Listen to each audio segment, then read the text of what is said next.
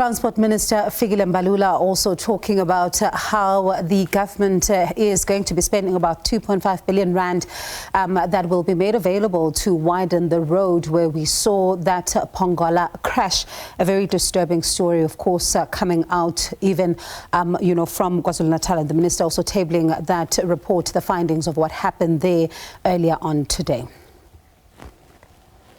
And as we continue then with the story, we're looking at, what the minister also said this morning, talking about the efforts to improve that particular road. In fact, at the same time, he's also talking about something very critical. The minister saying that government needs to ensure that the goods move back to rail to help reduce the carnage, saying that this needs to happen. But is it happening fast enough? Let's have this conversation with the African Rail Industry Association CEO, Mesela, Nhlapo. Thank you so much for your time. Good to have you in studio. We're always chatting via Zoom. Let's start with, what the minister says. He talks about, this accident disturbing and really paints a picture of how bad it was. Let's just first start with the reflections. Post an accident like that, young lives lost, and a lot of people say it could have been avoided. I'd first like to, good evening, condolences to the Pongola community. No parent should ever bury their child. I think the human heart was never meant to, for that heartache. And condolences, losing a child, it's never something to deal with. But for us as a rail industry, we've been working with the Department of Transport. We now have a rail policy that allows third-party access onto the rail network, which has been gazetted. And what we need to see now is its implementation. And we are seeing delays from what has been put out as a bid in the market. And I think if we don't change things, if we don't respect the lives that have been lost, then we need to take a deep reflection as South Africans, because it's all of us. And you talk about, these delays and listening to the minister earlier on talking about how the, government continues to work, and come up with innovative solutions to fast track the moving of, cargo from the roads to rail. But if you're still talking about delays when it comes to implementing this policy, then one wonders as to when exactly is this going to happen? The Department of Transport is responsible for policy. So when it comes to Transnet, the shareholder is Department of Public Enterprise. Yes, the minister is correct that there are interventions in place, but the implementing shareholder is different. And if there's no instruction from the minister instructing Transnet that this will happen and this will happen immediately, then there is a misalignment.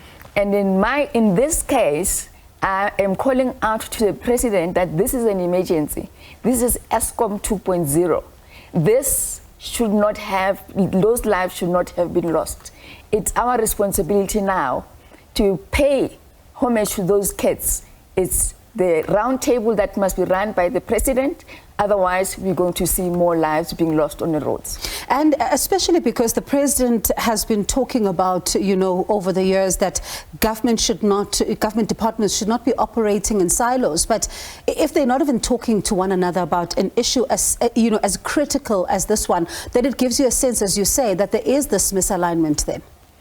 The matter of DOT coming up with consulting industry, and that policy needs to be implemented by Transnet Freight Rail, that the shareholder is DPE. So on the ministerial level, and actually from the executive, they must get a directive that you're implementing this now. To delay the implementation of the policy is to disrespect the order of the president, is to disrespect the office of the president. We need to recover as an economy. we need to move the goods, the freight from road to rail.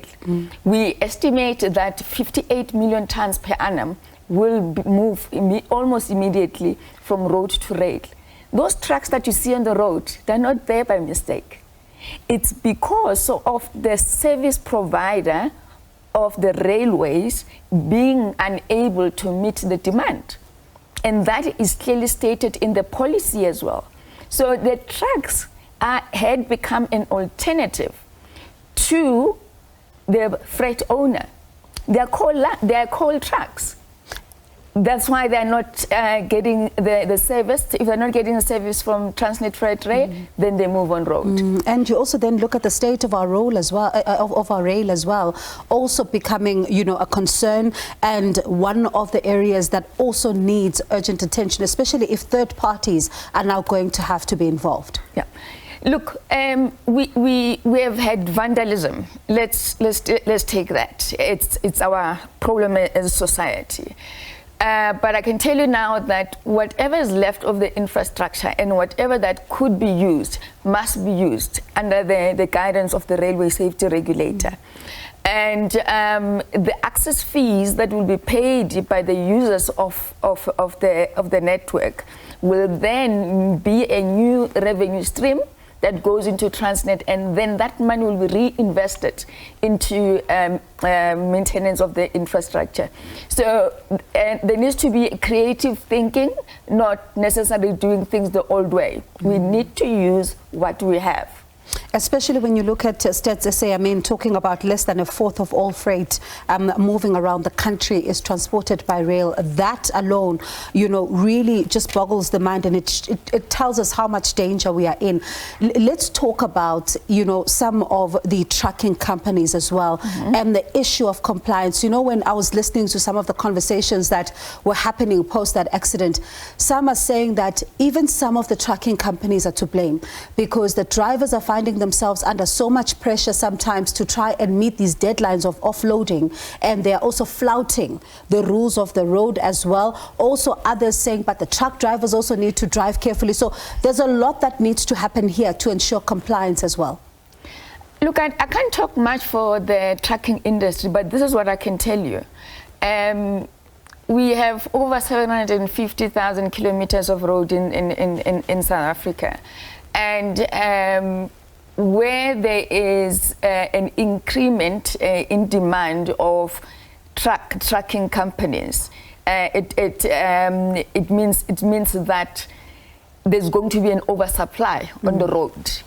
So if you drive on the N3 between the Midlands, say Hilton and Pietermaritzburg, there is a curve there that there's an accident almost every day, and not much has been done about it. So it's a matter of having too many trucks on the road. The concessionaires of N3, I'm sure they're making a lot of money out of that, but there are more trucks on the road than I think that there are cars.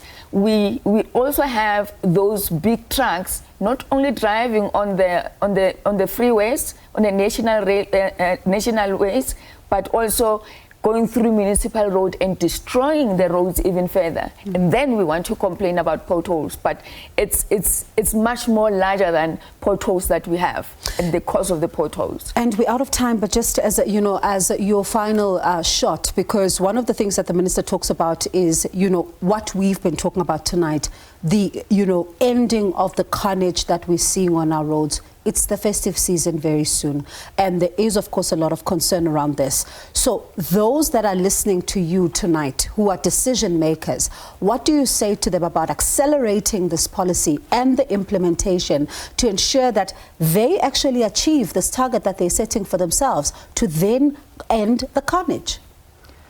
I'd like to address His Excellency, President Ramapahosa. President, you talked about the economic reconstruction and recovery plan. You invited private sector. We are willing and ready to invest in the railways. But we need to ensure that the investment is investor friendly. And I urge you to call an emergency rail roundtable with Transnet and private sector, because we have been unsuccessful so far to get a cooperation. We are grateful to the Department of Transport for the cooperation that we received from them, and also to the National Treasury. But now, Mr. President, it's up to you to save the next life on the road. All right, very, hard words to even listen to, saving the next life on the road, because ultimately that's what it's about. Thank you so much for coming in. We do appreciate your time. That was African Rail Industry Association CEO Mesela Nhlapo talking about something very critical, really moving goods to rail. And that is what the Transport Minister was talking about. And she's calling for a cooperation, a round table to deal with this particular issue. Let's see how it unfolds.